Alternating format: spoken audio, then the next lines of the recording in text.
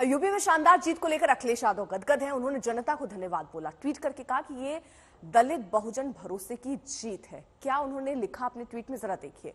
अब एक तरफ धन्यवाद कर रहे हैं यूपी की जनता को, जिस तरह यूपी की जनता ने उन पर भरोसा जताया। यूपी में इंडिया गठबंधन की जनप्रिय जीत उस दलित बहुजन भरोसे की भी जीत है जिसने अपने पिछड़े, अल्पसंख्यक, आदिवासी, आधी आबादी और अगड़ों में पिछड़े सभी उपेक्षित, शोषित, उत्पीड़ित समाज के साथ मिलकर उस संविधान को बचाने के लिए कंधे से कंधा मिलाकर संघर्ष किया, जो समता, समानता, सम्मान, स्वाभिमान, गरिमामय जीवन और आरक्षण का अधिकार देता है। अब इस बार यूपी में बीएसपी का खाता नहीं खुला है। रिजल्ट को लेकर मायावती ने नाराजगी जाहिर की। उन्होंने कहा कि बहुजन समाज पार्टी का खास अंग मुस्लिम समाज, जो चुनावों में उचित प्रतिनिधित्व देने के बाद भी बीएसपी को ठीक से नहीं समझ पा रहा है। उनके मुताबिक ऐसी स्थिति में आगे मुस्लिम समाज को काफी सोच समझकर ही चुनाव में पार्टी मौका देगी, ताकि आगे पार्टी को भविष्य में इस तरह की नुकसान वाली जो संभावना है उससे वो बच सके, किसी तरह का उन्हें भविष्य में नुकसान ना हो, इसलिए वो भी अब आगे सोचेंगे।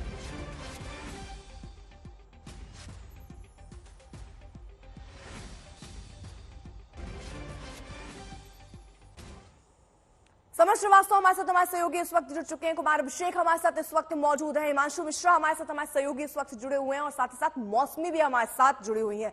काफी हलचल जो है वो तेज है, लेकिन जरा यूपी की बात कर रहे हैं तो सबसे पहले हिमांशु जरा आज ये भी बता दीजिए, बैठकें भी हो रही हैं, उस पर भी देखिए हम आगे हिमांशु से चर्चा करेंगे। 2 महत्वपूर्ण बैठकें हैं, आगे क्या होगा वो हिमांशु बताएंगे। लेकिन कुमार अभिषेक, यूपी में आखिरकार ऐसा क्या हुआ? राम मंदिर का मुद्दा सबसे बड़ा था।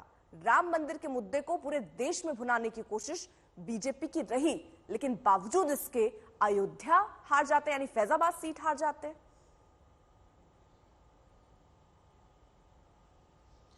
अर्पिता देखिए, बीजेपी का जो सबसे कोर प्लान था अयोध्या, वो पूरी तरीके से विफल रहा है। सिर्फ अयोध्या नहीं, अयोध्या के आसपास की सभी सीटें बीजेपी हार गई है। अयोध्या के चारों तरफ की सीटें, सिर्फ अगर आप देख लें तो कैसरगंज यानी कि ब्रजभूषण शरण सिंह की सीट छोड़ दें तो बस्ती हार गई, अंबेडकर नगर हार गई, इसके अलावा अगर बाराबंकी हार गई। बीजेपी के लिए ये एक बड़ा झटका है। लेकिन आप देखेंगी तो अगर कोई एक इस पूरे 2024 के चुनाव का मैन ऑफ द मैच है तो वो अखिलेश यादव हैं। अकेले दम पर अगर बीजेपी बहुमत नहीं पा सकी है तो उसकी वजह उत्तर प्रदेश है, और उत्तर प्रदेश में उनका ऐतिहासिक प्रदर्शन।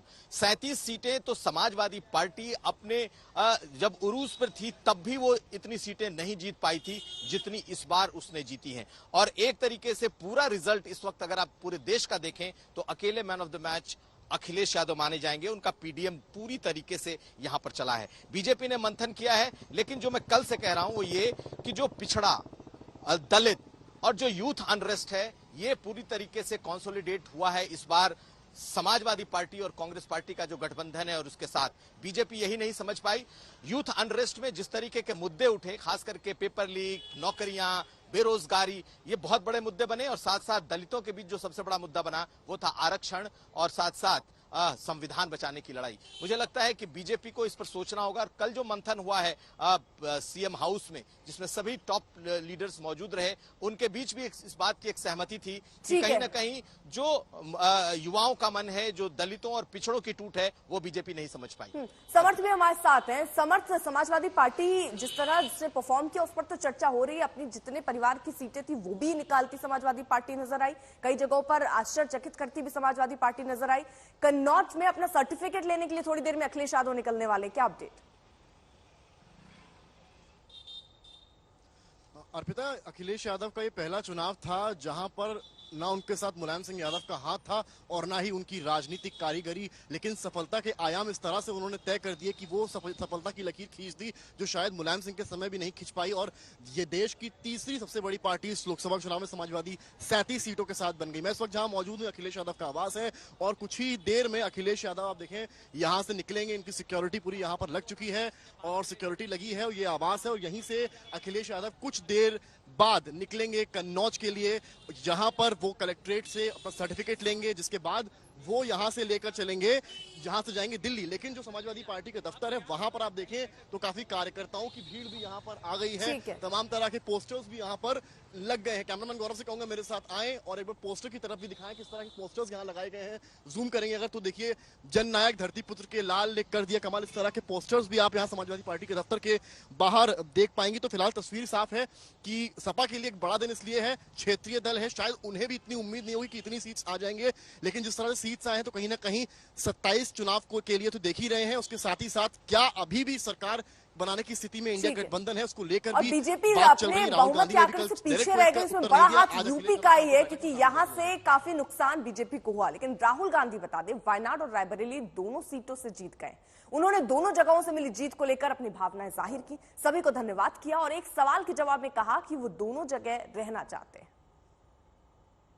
Thank you to the people of Wayanad and Raebareli for the huge support that you have given me. जो आपने मुझे भारी सपोर्ट दिया, भारी बहुमत से आपने जिताया, इसके लिए आप सबको बहुत बहुत धन्यवाद। मुझसे पूछा जा रहा है कि मैं वायनाड का एमपी रहूंगा या रायबरेली का। मैं तो दोनों का रहना चाहता हूं। धन्यवाद, जय हिंद, कांग्रेचुलेशंस और बधाई आप सबको। नमस्कार। मौसमी, ये चाहना शब्द जो है, ये राजनीति बहुत दिलचस्प है। बीजेपी बहुमत में आना चाह रही थी, इंडिया गठबंधन सरकार बनाना चाह रही है, राहुल गांधी चाह रहे हैं कि इन दोनों सीटों से रह रहे हैं, रायबरेली और वायनाड भी। लेकिन चाहने से तो होता नहीं है, एक सीट पर फैसला करना होगा राहुल गांधी को। कितना मुश्किल देख रही हैं आप? देखिए, जहां तक मुझे लगता है, राहुल गांधी इस वक्त इस सवाल का जवाब देने के लिए बेसिकली तैयार नहीं थे, क्योंकि अभी अभी नतीजे भी आए हैं और इस बार थोड़ा सा चिंतन पार्टी भी करने की कोशिश करेगी कि आखिर किस तरह से उनको इस मसले पर दक्षिण और उत्तर की राजनीति को थामना है। आप देखिए कि कांग्रेस ने दक्षिण में अच्छा किया है। लगातार जब मुसीबत थी तब वायनाड ने राहुल गांधी का 2019 में साथ दिया और वो वायनाड के सांसद बने, अमेठी हारा।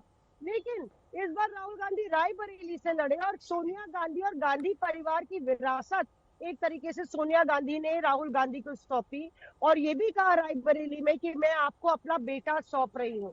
तो 1997 से 1957 से लगातार यहाँ पे रायबरेली से गांधी परिवार लड़ता आया है और मुझे लगता है कि ये फैसला भले ही कठिन हो, लेकिन अगर वायनाड राहुल गांधी छोड़ते हैं, जिसकी संभावना ज्यादा है, तो वहां पे कोई ऐसा बड़ा चेहरा आ सकता है जो उनकी कम से कम भरपाई कर सके। तो फिलहाल अब देखना होगा कि इसमें कौन सा फैसला होता है या नहीं होता। लेकिन क्या फैसले होने हैं, उसको लेकर बैठकों के दौर भी चल रहे हैं। इंडिया गठबंधन में भी बैठक हो रहा है और एनडीए की तरफ से भी बैठकों का दौर होने वाला है। हिमांशु, किस तरीके की दलों की तैयारी? उद्धव ठाकरे कह रहे हैं कि हमें यानी इंडिया गठबंधन को दावेदारी रख देनी चाहिए सरकार बनाने के लिए, लेकिन कैसे, आंकड़े कैसे जुटाएंगे?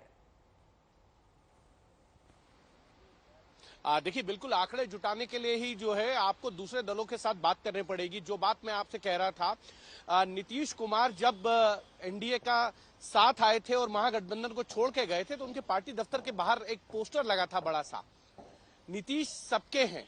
और उससे पहले आपको याद होगा एक पोस्टर 2020 के चुनाव में लगा था।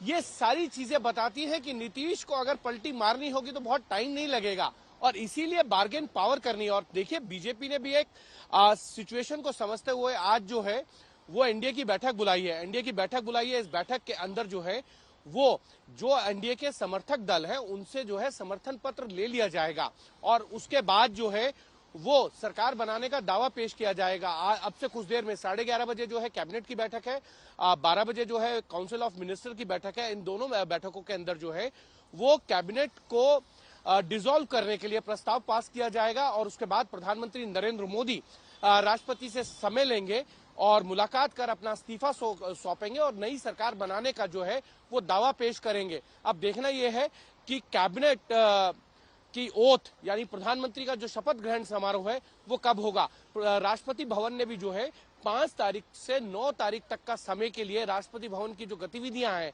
अन्य कार्यक्रमों की, उन पर रोक लगाई है। ये माना जा सकता है कि 5 से 9 तारीख के बीच में ही जो है वो प्रधानमंत्री नरेंद्र मोदी की शपथ ग्रहण हो सकती है। लेकिन अगर इंडिया गठबंधन इस तरीके की कोशिशें कर रहा है तो देखना यह है कि वो कहां तक सक्सेस हो पाएगा। क्या चंद्रबाबू नायडू और उद्धव ठाकरे की बात मानकर एनडीए में आएंगे? क्या शरद पवार भूमिका निभाएंगे नीतीश और चंद्रबाबू को लाने के लिए? यानी आप ये दिलचस्प है कि नीतीश और नायडू फैक्टर जो है वही अब निर्धारित करेगा। साथ है अगर एनडीए के तो 20 सीट ज्यादा हैं, चले जाते हैं अगर छोड़कर, साथ छोड़ देते हैं तो बीजेपी बहुमत से 8 कम हो जाएगी, यानी एनडीए 8 कम हो जाएगी। तो ये दिलचस्प होगा।